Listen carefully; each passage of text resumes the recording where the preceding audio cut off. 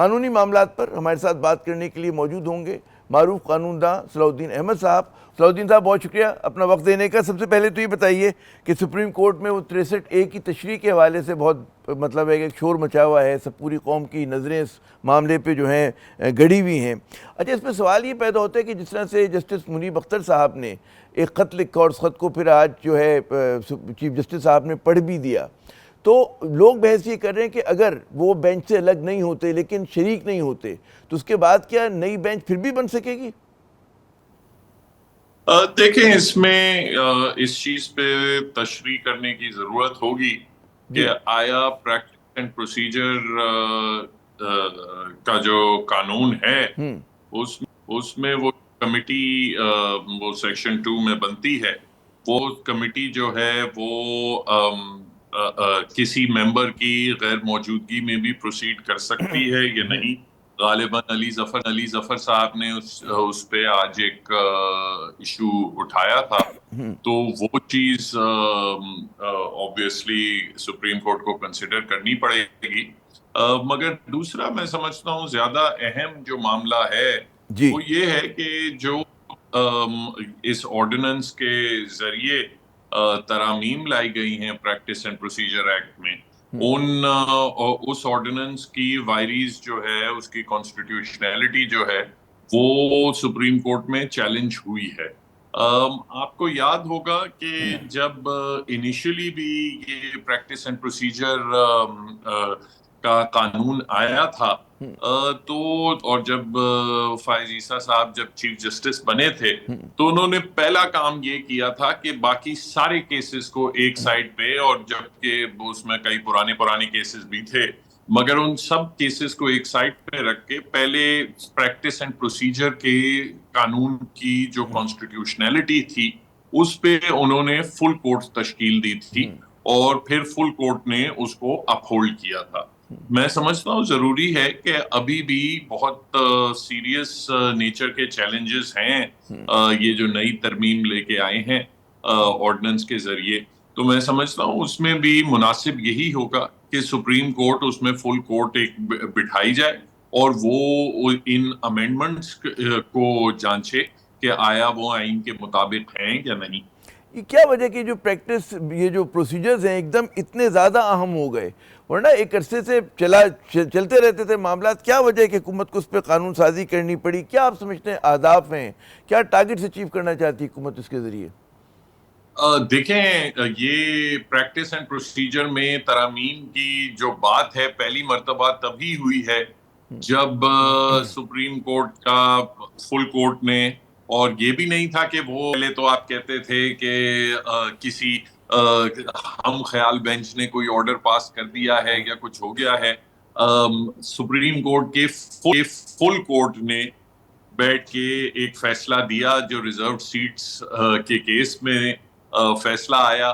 اس کے بعد یہ بات چلنا شروع ہو گئی کہ آئینی ترمیم آنی چاہیے, کوئی آئینی پیکیج آنا چاہیے, ایکسٹینشنز کی بات شروع ہو گئی, چیف جسٹسز کے ٹینیور کی بات شروع ہو گئی. اس کے بعد ہی اچانک یہ ایشو اٹھا کہ پریکٹس اینڈ پروسیجر میں کوئی چینج کیا جائے, ورنہ جو حکومت کا سٹانس تھا وہ تو بڑا پچھلے سال سے بڑا کلیئر تھا کہ یہ چیف جسٹس کی مکمل صوابدید نہیں ہونی چاہیے کہ بینچز وہ اپنی مرضی سے تشکیل دے, اور اسی لیے پریکٹس اینڈ پروسیجر ایکٹ بنایا گیا تھا.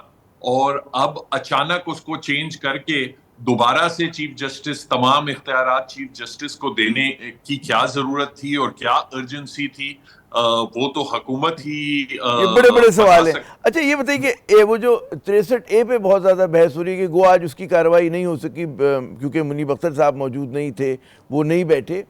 ایک لوگ جو جس خدشے کا اظہار کریں کہ جی 63A کے قانون کو اگر مطلب وہی انٹرپریٹیشن کی جائے کہ جی ووٹ گنا جائے گا ووٹ دینے والوں کا, تو اس سے آپ کی نزدیک کیا ایسا نہیں ہوگا کہ دوبارہ فلور کراسنگ کا اور وہ جو ہمارے یہاں کہتے ہیں کہ ہارس ٹریڈنگ بکرا منڈی لگا کرتی ہے اس کا دوبارہ سے راستہ نہیں کھل جائے گا؟ کیونکہ بہت سارے لوگ وہ جو فیصلہ کیا گیا تھا کہ جی ووٹ نہیں بھی گنا جائے گا اس کو عوام میں بڑی پذیرائی بھی حاصل ہوئی تھی کہ آپ اگر پارٹی سے انحراف کرتے ہیں پارٹی لائن سے تو وہ اس کو کسی بھی طرح سے مطلب لوگ اس کا فائدہ نہ اٹھا سکیں. جی دیکھیں, جو اوریجنل 63A کا فیصلہ تھا میں تو سمجھتا ہوں کہ وہ فیصلہ غلط تھا سپریم کورٹ کا. اچھا اور اس وقت بھی جب پاس ہوا تھا تو میں نے کہا تھا کہ یہ انہوں نے جو آئین کی لینگویج ہے اس سے آگے بڑھ کے فیصلہ کیا ہے. ہاں مگر بات یہ ہے جو اور ٹھیک ہے پھر ریویو بھی فائل ہوئی اور وہ ریویو میں نیچرلی پارٹیز کا حق ہے کہ وہ اپنے دلائل دیں.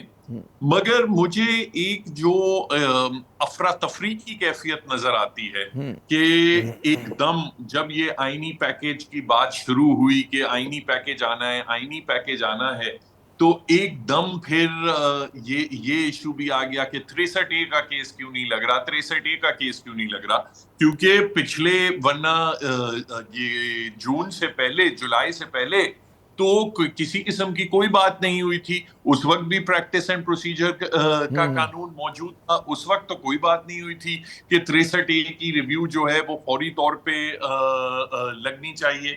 اب میری نظر میں اگر کوئی ارجنٹ کیس ہے 63A میں آپ دیکھیں ابھی آج کی بات اگر کی جائے تو 63A جو ہے وہ لاگو 3 قسم کی کیسز میں ہوتا ہے. یا تو فائنانس ایکٹ کے حوالے سے کہ جو فائنانس بل آ رہا ہو اس میں پارٹی کی ڈائریکشن کے خلاف ووٹ نہیں ڈل سکتا یا کسی آئینی ترمیم کے حوالے سے یا کوئی no confidence vote of confidence یا نو کانفیڈنس. اب تینوں چیزیں آج کی تاریخ میں تو پارلیمنٹ کے سامنے کوئی بھی چیز نہیں ہے. باتیں پیچھے بیہائنڈ دا سینز تو چل رہی ہیں لیکن مگر کوئی ارادہ تو ہے نا کیونکہ ماضی میں بھی کچھ دن پہلے بھی حکومت نے کوشش کی کہ ویکینڈ پر جو ہے رات کی تاریکی میں ایک امینڈمنٹ لے کر آئے وہ نمبر پورے نہیں ہوئے نہیں ہو سکا.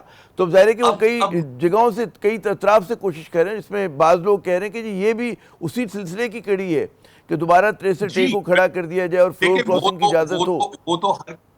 وہ تو ہر کسی کو نظر تو ویسے آ رہا ہے کہ مقصد کیا ہے.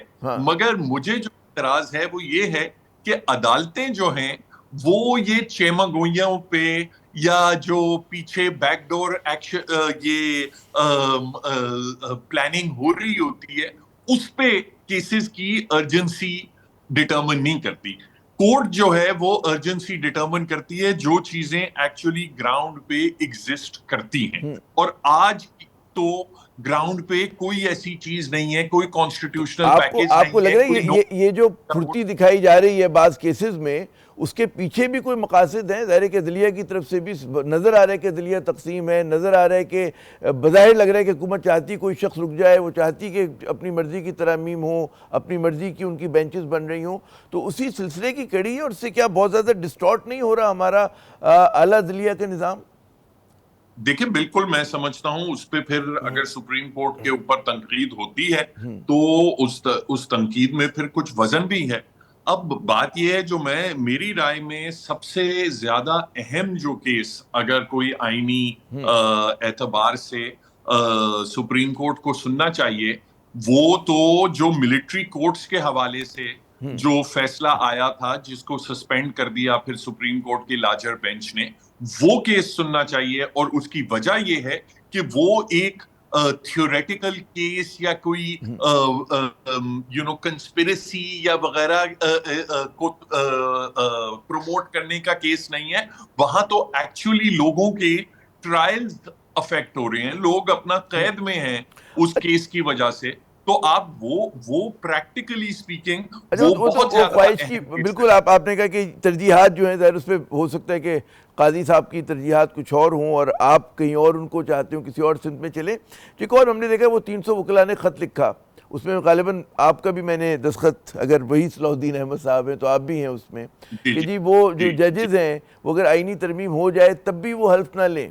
تو اس پر اگر آپ مختصراً روشنی ڈال سکیں کہ کیا آپ اس کے بارے میں کہیں گے؟ جی دیکھیں جو اس خط کے جو متن ہے وہ یہ ہے کہ بیسکلی اس آئینی ترمیم کے نام پہ آئین کی دھجیاں اڑائی جا رہی ہیں. بیسکلی ہماری جو کانسٹیٹیوشنل سسٹم میں 3 ستون ہوتے ہیں, اس میں لیجسلیچر ہوتی ہے پارلیمنٹ, اس میں گورنمنٹ ہوتی ہے ایگزیکٹو, اور اس میں جوڈیشری ہوتی ہے جس کی سربراہی سپریم کورٹ کرتی ہے.